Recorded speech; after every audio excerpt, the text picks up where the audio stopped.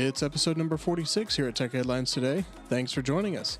In the description is a link to the show links on our website, where you can get more details on the topics that we cover. Please subscribe or follow so you'll see our future episodes. Let's get into it. Update your iPhone now. Apple releases patches for iOS, iPadOS, and Mac 0 days. Apple released iOS and iPadOS 15.4.1 and macOS 12.3.1 to patch out-of-bounds write issues which could be exploited to execute arbitrary code. It's said to affect every iPhone model released since 2015 and the 7th generation iPod Touch, as well as recent iPad, iPad mini, iPad Pro, and iPad Air models. The macOS 12.3.1 update will address this vulnerability as well as another vulnerability. The second is a flaw also reported by an anonymous researcher, Apple says, and by exploiting it, an application may be able to read kernel memory. An out-of-bounds read issue may lead to the disclosure of kernel memory and was addressed with improved input validation, the company says. Apple is aware of a report that this issue may have been actively exploited. EU lawmakers back new tracing rule for crypto transfers. Two committees of the European Parliament backed tracing Bitcoin and other cryptocurrencies, which Coinbase Global had warned would lead a surveillance regime that would stifle innovation. Under the draft law first put forward last year by the EU's Executive European Commission, crypto firms such as exchanges would have to obtain, hold, and submit information on those involved in transfers. That would make it easier to identify and report suspicious transactions, freeze digital assets, and discourage high-risk transactions, said Ernest Urtasun, a Spanish Green Party lawmaker helping to steer the measure through the parliament. Currently, there are no EU requirements for tracing crypto transfers, and the Commission had proposed applying the new rule to transfers worth €1,000 or more. But lawmakers on Thursday voted to scrap the, quote, de minimis threshold, meaning all transfers would be in scope. Google Meet gets in-meeting reactions, picture-in-picture, end-to-end encryption, and more.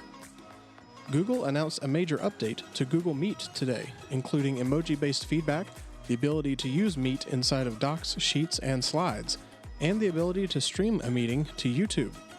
In May, Google will start rolling out client-side encryption to Meet, which will make data more secure for users.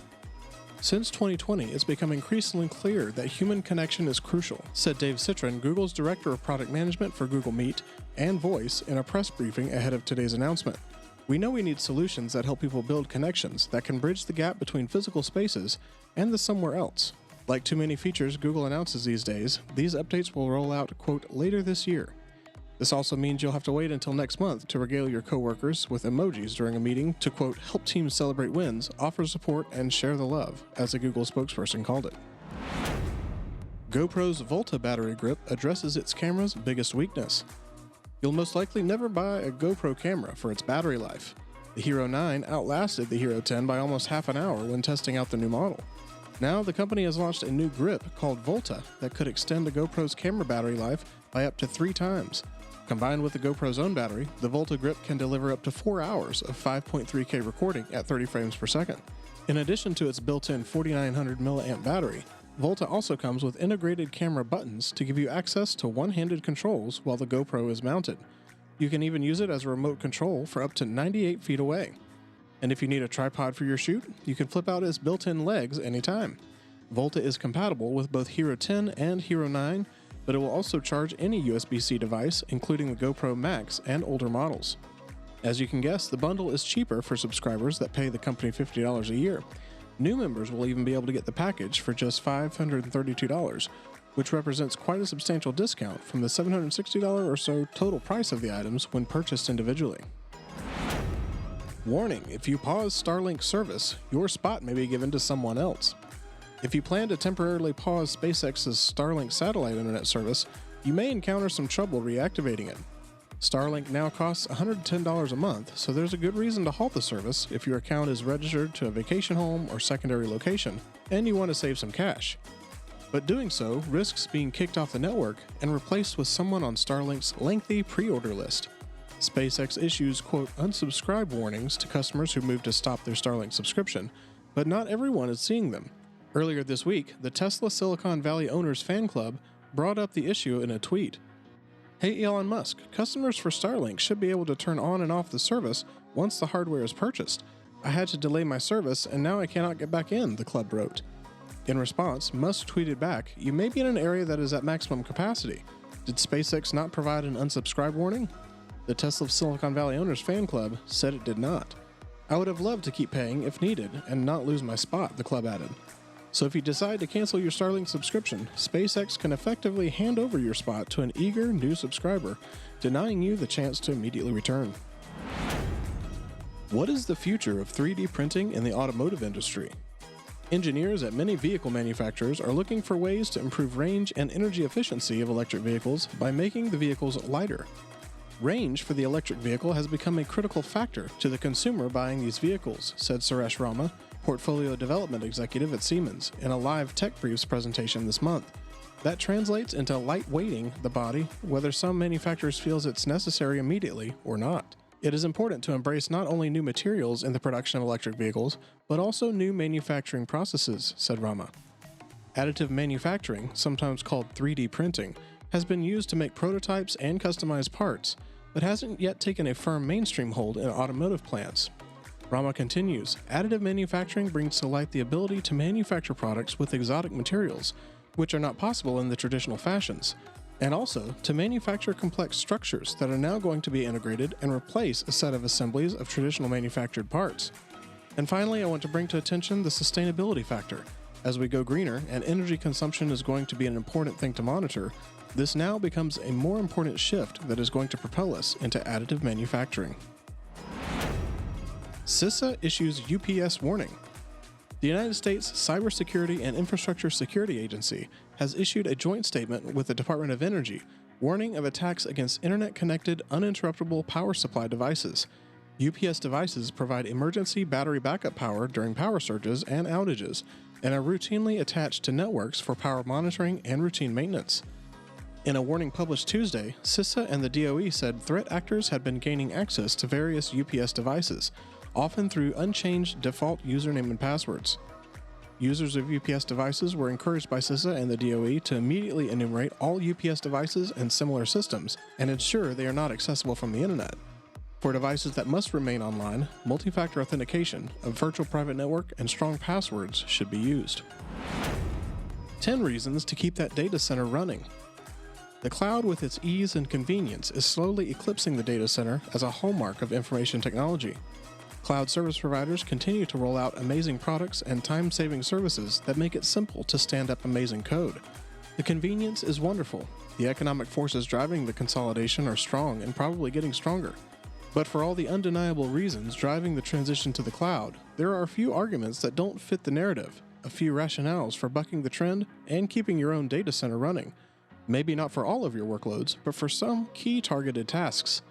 Here are 10 reasons for keeping some of your code running on premises in the rack that is yours, all yours. First is speed. The cloud is a great asset for a company spread across the globe, but it's not great if your workforce is on the same campus as your server. Local servers are faster than ones parked somewhere else, and you can get by with smaller internet pipes if the servers are close to the action. Second is the technical trade-offs. The cloud can be liberating in taking some of the responsibilities off your shoulders. If you're willing to let your cloud vendor do their thing, you can adjust your IT around their approach. But sometimes it can be more comforting to have all those responsibilities on yourself. Really? It depends. If it's a task that's not essential and you're willing to be happy with the cloud company's approach, it can be worthwhile to just let your cloud vendor do its thing and adjust your IT around this. But if you have your own way of doing things, the friction might not be worth the time savings that comes with moving to the cloud. Third is neighbors. Cloud companies need to make all of their customers happy because you're not the only one buying the service. In most extreme cases, your neighbors in the cloud can be malicious. Scary attacks such as Rowhammer make it possible for nosy neighbors to break into other users on the same hardware. Are they a serious problem? Are active hackers attacking other cloud instances often? Probably not, but one of the big advantages of paying for your own hardware is not worrying about your neighbors in the data center. To get the rest of the details, check out the article in our show links. Lawmakers join growing push to create a digital dollar. Lawmakers have introduced a bill that would allow the U.S. Treasury to create a digital dollar. The electronic dollar, a virtual representation of the U.S. dollar, would allow people to make payments using tokens on mobile phones or through cards versus cash. E-cash, or electronic cash as the bill calls it, would be a bearer instrument that wouldn't require payment processing intermediaries such as SWIFT, the world's largest payment messaging network. That means payments such as eCash would be near instantaneous, even across national borders, and processing fees would likely be dramatically reduced. One drawback, eCash tokens would not be tied to a bank or credit account, so if the card or mobile passcode enabling access to funds were lost, there would be no way to recover the money. As digital payment and currency technologies continue to rapidly expand, and with Russia, China, and over 90 countries worldwide already researching and launching some form of central bank digital currency, it is absolutely critical for the US to remain a world leader in the development and regulation of digital currency and other digital assets, Representative Stephen Lynch said in a statement. Samsung quietly drops Z branding from its folding phones. Samsung has quietly dropped the letter Z from its folding phone models, and they are now called Galaxy Fold 3 and Galaxy Flip 3. The last letter of the alphabet is no longer viewed in a positive light because it's been painted on Russian military vehicles taking part in the invasion of Ukraine. That spurred anyone who supports the war and Russia's actions to start displaying Z as a symbol. German authorities are taking legal action against anyone using the Z symbol to demonstrate support for the war. Android Police believes this isn't a global branding change yet, but new packaging for the Flip and Fold phones is apparently being printed at the moment. So far, there's been no official word from Samsung on the name change. Thanks for sticking with us to the end of another episode here at THT. Help us out and share the podcast with your friends and colleagues. Don't forget to subscribe, and we'll see you on Monday.